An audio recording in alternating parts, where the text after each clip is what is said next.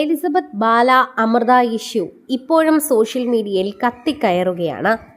ബാല അമൃതയ്ക്ക് മുൻപൊരു വിവാഹം കഴിച്ചിട്ടുണ്ടെന്നാണ് അമൃത പറയുന്നത്. അതുപോലെ അതിനുശേഷം ഇപ്പോൾ എലിസബത്തുമായിട്ടും ബാല ജീവിച്ചിരുന്നു. എന്നാൽ ബാലയുടെ അമ്മയുടെ ആവശ്യപ്രകാരം പിന്നീട് വിവാഹം കഴിക്കാമെന്നുള്ള തീരുമാനത്തിൽ പോവുകയായിരുന്നു ഇരുവരും. അതുകൊണ്ട് തന്നെ നിയമപരമായി പിരിയേണ്ട ആവശ്യം എലിസബത്തിനും ബാലയ്ക്കും വന്നില്ല. എന്നാൽ എലിസബത്ത് ആ വീട്ടിൽ അനുഭവിച്ചതിനെപ്പറ്റി പറയാതെ പറയുകയാണ് ഇപ്പോൾ. വെറുതെ പറഞ്ഞാൽ ആർക്കും അത് മനസ്സിലാകില്ല. കല്യാണം രജിസ്റ്റർ ചെയ്യാത്തത് കൊണ്ട് കല്യാണം കഴിഞ്ഞു എന്ന് പറയാനും സാധിക്കില്ലായിരുന്നു. അതുകൊണ്ട് തന്നെ എലിസബത്ത് എന്ത് ചെയ്യണമെന്നറിയാത്ത അവസ്ഥയിലാണ്. നന്നായി ഉപദ്രവിക്കുമായിരുന്നു. ശരിക്കും പറഞ്ഞാൽ മുഷ്ടി ചുരുട്ടിയായിരുന്നു ബാല ഉപദ്രവിച്ചു കൊണ്ടിരുന്നതെന്നാണ് എലിസബത്ത് പറയുന്നത്. എലിസബത്തിന്റെ വാക്കുകൾ കേൾക്കുമ്പോഴും ഇത്ര ക്രൂരനായിരുന്നോ ബാല എന്ന് തോന്നിപ്പോകുന്നു എന്നാണ് പ്രേക്ഷകർ പോലും അഭിപ്രായപ്പെടുന്നത്. മുഷ്ടി ചുരുട്ടി ഇടിക്കും, കരഞ്ഞാൽ പോലും വെറുതെ വിടില്ല, വീണ്ടും ഇടിക്കും, തല്ലും, കൂടുതൽ കരയാൻ പറയും. ഇപ്പോൾ ഇതൊക്കെ ഉന്നയിച്ചുകൊണ്ടാണ് ഭാര്യ എലിസബത്ത് എത്തുന്നത്. തന്നെ വിവാഹം ചെയ്തതിനു ശേഷം പല സ്ത്രീകളെയും ഫ്ളാറ്റിലേക്ക് കൊണ്ടുവരാറുണ്ട് ബാല എന്നാണ് എലിസബത്ത് പറയുന്നത്. കഴുത്തിന് കുത്തിപ്പിടിച്ചും തലമുടിക്ക് പിടിച്ചും മുഖത്തടിച്ചും മർദ്ദിച്ചിരുന്നു.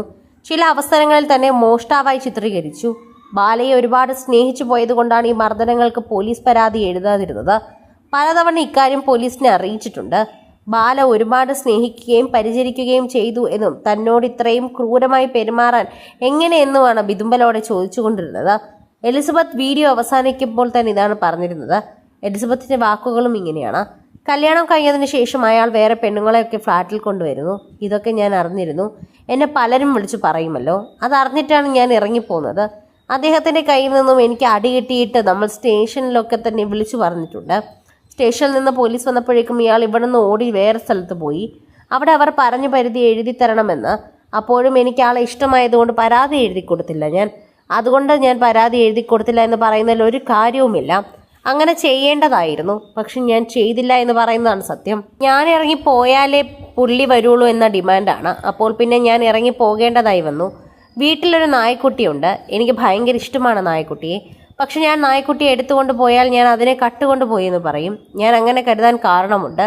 പണ്ട് എനിക്ക് ന്യൂമോണിയ വന്നിട്ട് ഞാൻ കുറച്ച് ദിവസം ഇവിടെ മാറി നിന്നു. ആ സമയത്ത് ഇയാൾ പ്രചരിപ്പിച്ചത് ഞാൻ ഇവിടെ നിന്ന് 25 ലക്ഷം രൂപ കൊണ്ടുപോയെന്നാണ്. അങ്ങനെ രൂപ കൊണ്ടുപോയ ആളാണെങ്കിൽ പിന്നീട് വീണ്ടും എന്തിനാണ് വിളിച്ചു കയറ്റിയത്? കൂടെ ഒരു ദിവസം പുലർച്ചെ 7 മണിക്ക് വിളിച്ചിട്ട് ചോര ഛർദ്ദിക്കുന്നു, ആശുപത്രിയിലാണ്, അവിടെ ആരുമില്ല, ഒപ്പിടാനെങ്കിലും വേണമെന്ന് പറഞ്ഞു. അങ്ങനെയാണ് ഞാൻ തിരികെ വന്നതെന്നാണ് എലിസബത്ത് പറയുന്നത്. കരൾ സംബന്ധമായ രോഗത്തെ തുടർന്ന് ബാല ആശുപത്രിയിലായിരുന്നു. കരൾ ട്രാൻസ്പ്ലാന്റേഷനൊക്കെ നടന്നിരുന്നു. അതുകൊണ്ട് തന്നെ അപ്പോൾ സോഷ്യൽ മീഡിയയിലടക്കം ചർച്ച ചെയ്യപ്പെട്ടിരുന്നു വാർത്തകൾ. ആരാധകരെല്ലാവരും ഈ വാർത്തകൾക്കും കാതോർത്തിരുന്നു. പ്രേക്ഷകർക്കും വളരെയധികം ഇഷ്ടമായിരുന്നു. എപ്പോഴും ബാലയുടെ വാർത്തകൾ അറിയാൻ കാതോർത്തിരിക്കുന്നതും അതിനുള്ള ശേഷമുള്ള ഇഷ്ടമാണ്. അത്രയും അനുഭവിച്ചു എന്നാണ് ബാലയെക്കുറിച്ച് എല്ലാവരും പറഞ്ഞത്. അതുകൊണ്ട് തന്നെ അദ്ദേഹത്തിന്റെ അസുഖത്തിന് ശേഷം അദ്ദേഹത്തിന്റെ ട്രോളുകൾ കുറഞ്ഞുവെന്ന് തന്നെ പറയാം. കൂടുതൽ സിനിമ, സീരിയൽ, ചാനൽ വാർത്തകൾക്കും നിങ്ങളുടെ പ്രിയപ്പെട്ട താരങ്ങളുടെ എക്സ്ക്ലൂസീവ് അഭിമുഖങ്ങൾക്കുമായി സബ്സ്ക്രൈബ് ചെയ്യാൻ മറക്കല്ലേ.